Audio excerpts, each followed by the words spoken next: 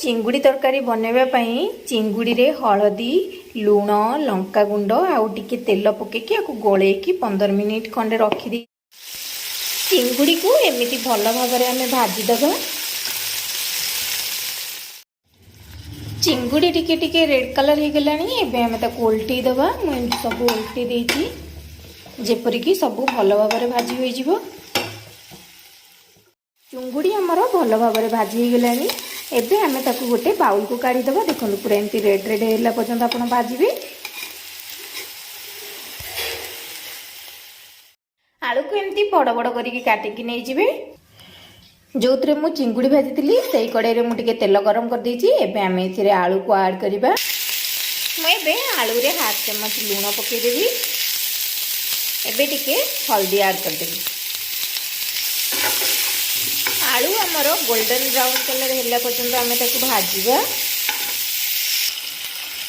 आलू आमर golden brown colour हे गेची। एबे आमे आलू टाको काढी दबा।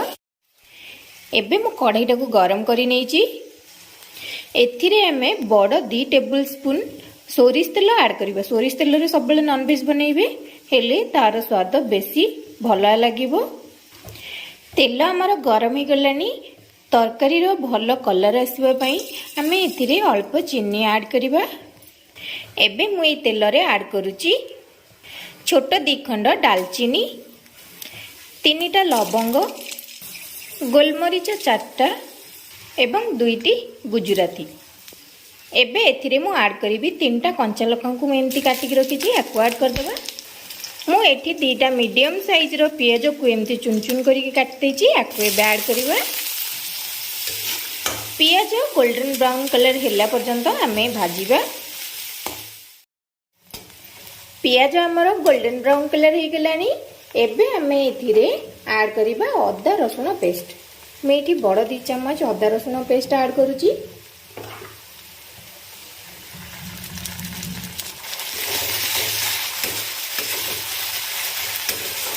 अदा रसुण रो कंचा स्मेल गला पर्यंत आमे याको भल भाबरे भाजी दबा।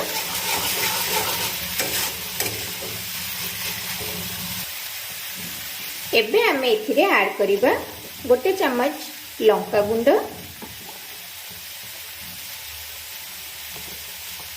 मेटी हाफ चम्मच हल्दी गुंड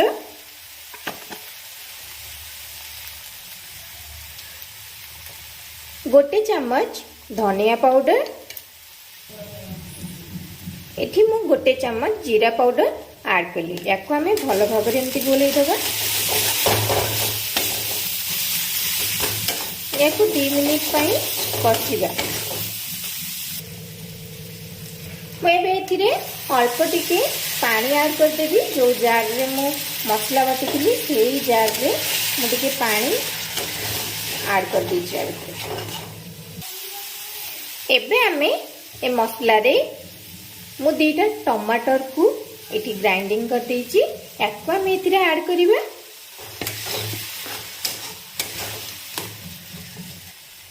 एठी आपणको स्वाद अनुसार लूण ऐड करिवे। लूण ऐड करके मुझे गोले देली याकू भल भाव कषिबे। याकू आमे 7 ରୁ 8 मिनिट पर्यंत कषिबा।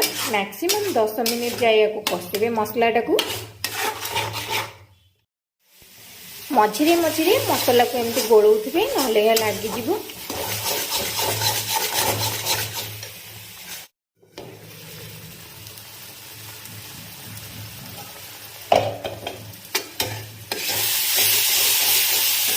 मसला हमर कषि हे गलानी।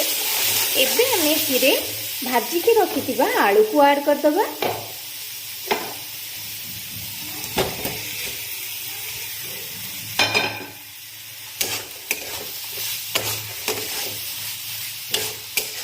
याकू 3 ରୁ 4 मिनिट एमती मसला रे कषिबा।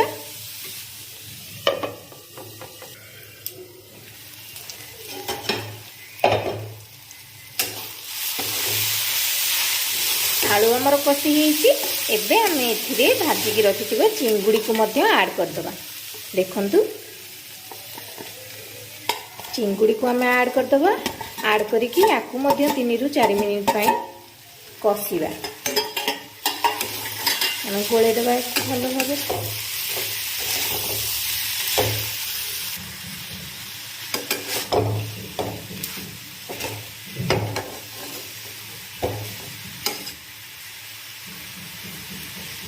याकू आमे 4 ରୁ 5 मिनिट पाई घोड़े दबा। 5 मिनिट हो गलानी। एबे आमे एथिरे गरम पानी ऐड करिबा। केबे ठंडा पानी ऐड करिवेनी, गरम पानी ऐड करिके देखिबे बहुत टेस्टी लागिबो तरकारी। आपन को जेतिकी ग्रेवी दरकार सेही अनुसार आपन पानी ऐड करिवे।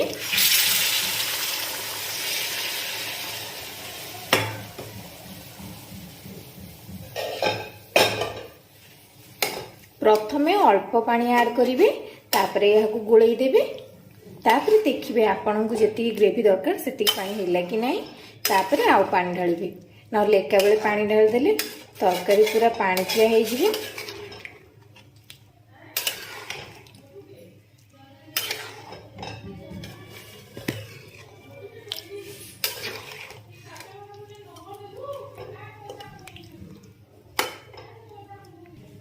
एबे आमे तरकारी को घोड़े की 4 ରୁ 5 मिनिट पर्यंत फुटिबा को छाड़ी दबा।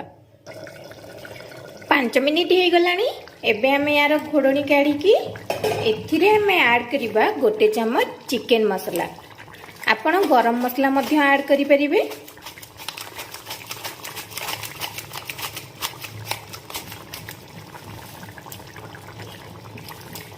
आउ मु एठी काटी की रखितिबा धनिया पत्र को मध्य एथिरे ऐड कर देबी।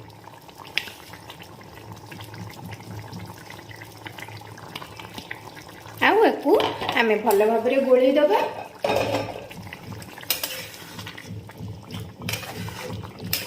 बढ़िया बास्ना होउची तरकारी। आउ यार कलर देखंतु केते सुंदर आछि। आउ यह खाइबा को मध्य बहुत टेस्टी लागि थाए। देखंतु तरकारी केते सुंदर कलर आसीची आउ केते सुंदर देखा जाउची मध्य। एहा खाइबा को बहुत टेस्टी लागि थाए।